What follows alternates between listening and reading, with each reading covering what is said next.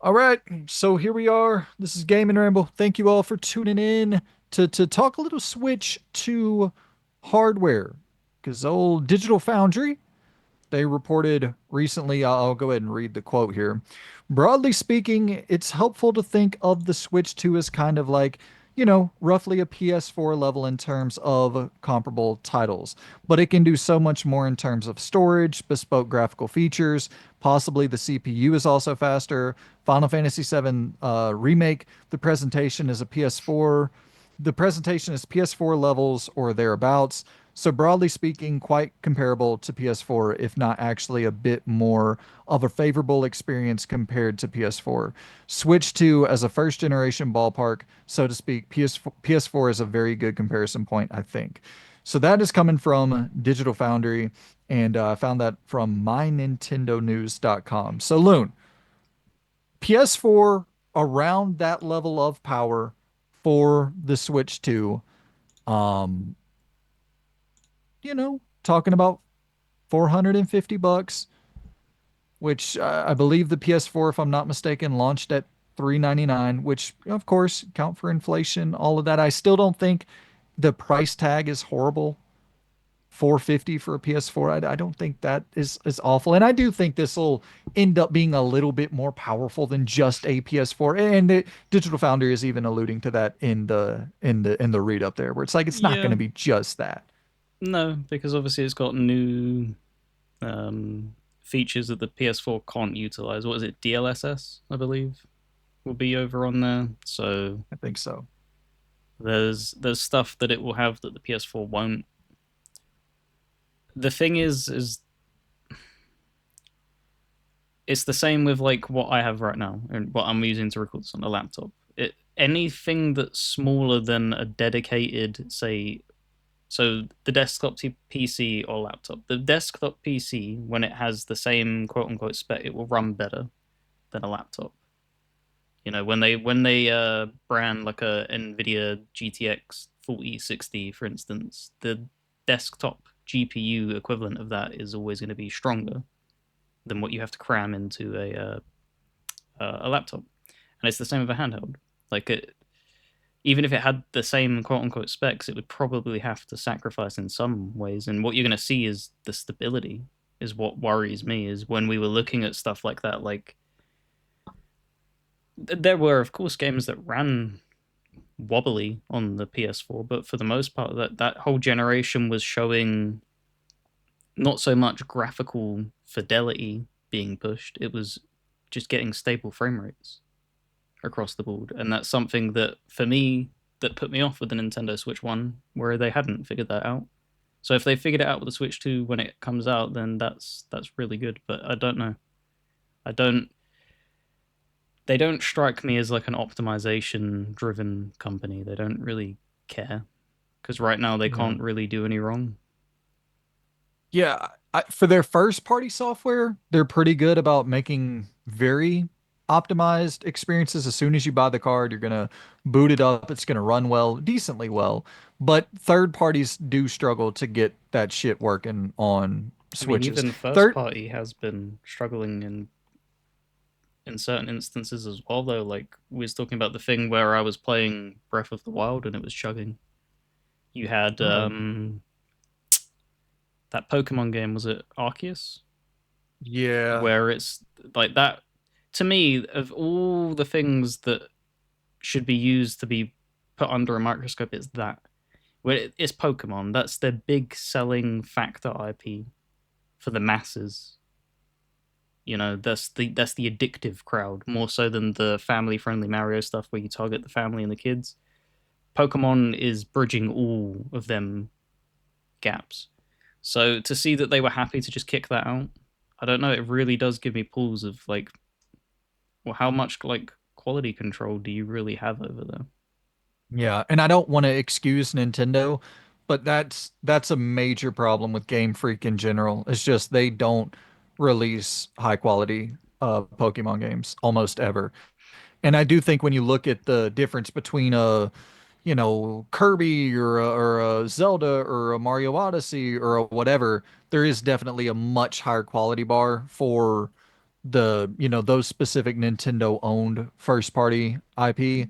Yep. Um, but I do hear what you're saying, and I think we even talked about it whenever we were doing the live stream reaction to the Switch 2 unveiling, um, where I was like, I think we're going to see a lot of smoke and mirrors here. I think we're going to see a system that is revealed with a lot of third-party content, but all of that third-party content is last generation. When you think of Street Fighter 6, that is on the PS4. When you think of Cyberpunk, that is on the PS4. When you think of Elden Ring, that is on the PS4. Final Fantasy VII Remake, that is on the PS4. Yakuza, Hogwarts, like those are games that are on the PS4. I don't know if there was a single reveal at that event that was a next gen only title. You know what I mean? I mean, the thing is, what people current gen title is Yeah, right, it's no current gen. longer like that's the thing of people still latch onto that.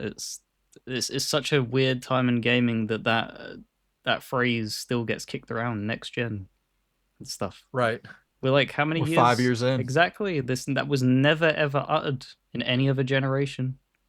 There was Yeah, never that big of like a crossover period to this degree, where it's kind of the lines of blurred.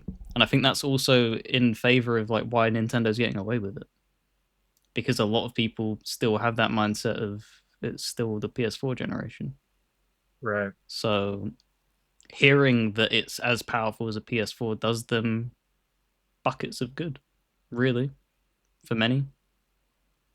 Right. And thinking about it now, Borderlands 4 was revealed for the Switch 2. So does that mean Borderlands 4 is about to come to PS4 and Xbox One? Like, Yeah, that is crazy, man. And maybe that game isn't a graphical powerhouse, but you would still think that you're going to want a very, very solid, in terms of frame rate, you're going to want that 60 frames per second locked in. You don't want to, in which it should be, I would assume on PS5, and you'll probably get 30 or 40 on Switch and PS4, but or Switch 2 and PS4, but it's still like the lowest denominator. We talk about it all the time with the Series S, where it's like where you have to develop for the Series S, you are essentially, or lower end PCs, that's all holding back what you can develop for the high end PCs and for the PS5s and the Series X's. And yeah, it's it's unfortunate. yeah, it's going to be interesting times ahead because we didn't. The thing that also people haven't put into consideration is Nintendo was largely shunned by third party developers for two generations. Like they didn't really do they gave them unique version builds of games. When Call of Duty came to the Nintendo Wii, it wasn't the same Call of Duty that we were getting everywhere else. And the same with the Wii U, they were getting their own like exclusive things, and even less of the Wii U. The Wii U just got dumped. I remember what was it, Ubisoft coming out, or it was either Ubisoft or EA that really just was like, yeah, we don't have any interest in putting our stuff over there Yeah. at all. So we've never really had them be in the strongest position player base wise and having actual control over, tethering back progression for the whole games industry like the Series S, because the Series S has been kicked for that really Yeah. heavily. The Switch 2 is comparable to a PS4 that's weaker than a Series S. So does that mean it's dragging back the industry? Is anybody going to be uttering them words? No, they won't. Well, and I think we also maybe should talk about, does the industry need to move forward? You know what I mean? I think we're at a weird point where, like, I could see someone making a compelling argument that I'd be willing to listen to the 30-minute video essay on, where it's like, we need to stop. We need to, like, take in a second, freeze, hold up. Budgets are ballooning. This is unsustainable. Developers are shutting down at rampant. Like, developers are losing their jobs like crazy because you're making $500 million games. Like, hold on, hold on, hold on. Maybe not everybody should be doing that. Maybe Rockstar should be doing that. Maybe Naughty Dog should be doing that. Maybe, developers who actually have a sell through rate that would warrant a $500 million budget should be doing that. But maybe Immortals of Avium shouldn't fucking do that. Maybe Callisto Protocol shouldn't do that. I mean, I'd go even further and harder in a comment and say nobody should be doing that. It's not sustainable to set that precedence for the industry at all. I know Rockstar isn't going to get punished for it, but it's not a good thing to basically, because you have then CEOs who step in and stuff like that, and when they are looking around at their competitors, that's the goal. So they will try and push towards that goal, especially if they have no knowledge of gaming. So yeah, I don't like that at all. I think what we're gonna see, I was having this thought earlier, and I'm so glad that I like held on to it. We had Japan literally save the market back in like the 80s and the 90s and stuff with Nintendo and PlayStation keeping, video games alive as we know it because they just bombed everywhere else. I think it's actually Europe's turn to pick up that torch moving forward. Like Japan's doing well, don't get me wrong. Like they're doing really well with their RPGs, but you look over and see not to not to be mean, they're not doing as much as they probably could. They are being extremely, extremely smart though. And that's the big difference is that Europe with people like Warhorse are keeping very thin budgets, but doing a lot with it. You had CDPR, yeah, to a lesser extent with Cyberpunk that did kind of get out of hand and stuff. But you have these European studios who Rebellion's a great example right now.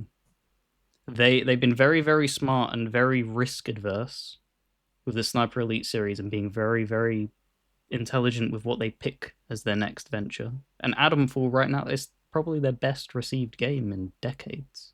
They said it's their biggest launch ever. Exactly.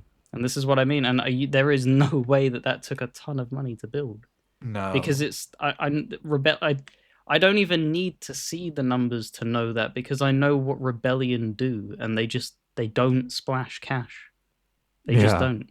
So yeah, I think that's I would want that scaled back across the board. I think people. I know this is going to sound horrible. I think obviously you can't really do it without affecting jobs that currently exist. But if you're going to be starting up a studio, don't start it up in the US. That's the worst No. possible thing to do right now. It's just not 100-man studio in the US compared to a 100-man studio in Europe. Because this is what makes me laugh at people being baffled that Expedition exists. Because it's being developed in Europe with a very small team. There's no rush from investors. They're just being smart with their budget. They've Well, picked and choose their shots, and this is what needs to happen with the industry if they want it to survive. and you're paying 100 grand per developer in the US Yeah. on average, and it's half that in almost anywhere else in the world for game development. I think China is where you're going to see the largest uptick, Mm-hmm. but definitely Europe, China. Yeah, I wouldn't be surprised, India. Like I think you're going to see a huge uptick in global development instead of this, you're going to have Eastern, Western. I think it's going to become much more of a global thing where it's like, oh yeah, China has fucking 15 games released this year that are all 85 and higher. It's like, oh, well, wonderful. And yeah, I think you're right. That's where we're going to see a lot of development switch where non-traditional publishers start to form, non-traditional developers start to pop up. And then I think what you're going to see in the West and the US specifically is individual developers, local thunk with Balatro. And you're going to see a lot of very small teams in the US who have that kind of upstart mentality again, that spirit of we're gonna work like fucking maniacs because it's unfortunately you don't ever want to vouch for crunch, you don't ever want to support that, but it is the unfortunate thing where I don't know if game development in the US can work without crunch just because of how expensive it is to develop games here, Yeah. at least on the AAA level. Double A, less or so, indie, much less so, but No, yeah, you can't have the best of both worlds in its current state. You can't have a company where they don't crunch and you're getting AAA games out in a 5-year period. It's just not how they're designed anymore. That just doesn't happen. yeah, especially not Um, in the US. no, No, and that's the thing that I was drawing. It is just heavily a United States problem. And unfortunately, whether people want to acknowledge that or not, they are where most studios are situated. For Christ's sake, even Yep. Sony moved over there. That's a Japanese company that moved its headquarters over to the US. Yeah. And if I'm being 100% honest, I think they're regretting it big time of having to play ball much more with American mindsets. You look at like how much budgets are balloon like since that shift and that whole time period, it's just been a downward spiral for them, pretty much. I'd push back on that. I mean, they got all of their biggest hits from the West. You know, The Last of Us, Horizon, No, but then having that Uncharted. no, I'm saying having that mindset of moving forward now with Oh yeah. budgets ballooning. That's what I'm saying of them going over because they only transitioned over a few years ago, within the past 2 years, moving their headquarters from Japan to America, and that's when Okay, I that see what you're spiral saying. has been. It they were struggling back and forth with a few titles, a hit, a miss, a hit, a miss, and then it's just been look how many projects have been cancelled Right. because you Okay, I have a see what lot you're more saying. American minds in the room saying we need to do it this way, and they have a lot more influence. And look what's Yeah. happening because it's people looking around and not knowing what to do. Okay. I thought you were saying that they are regretting kind of shifting away from your fat princesses and your, you know, kind of the smaller scale. No, Okay. I see no. what you're saying. You're I'm you're just you're saying saying like just general, doing business. yeah, just general budget allocation has just been atrocious in the past few Totally. years, and it's you can turn around and go that's a coincidence, but I think they were very very very intelligent for a very long period of time with how they set aside their budgets, which won them that PlayStation 4 generation. They Yeah. weren't stupid. They went and did business, and that's what they really need to get back to doing, and hopefully they do. Yeah. Absolutely. Well, guys, Switch 2 looking about as powerful as a PlayStation 4. So I would assume maybe PS4 Pro. We can give it PS4 Pro.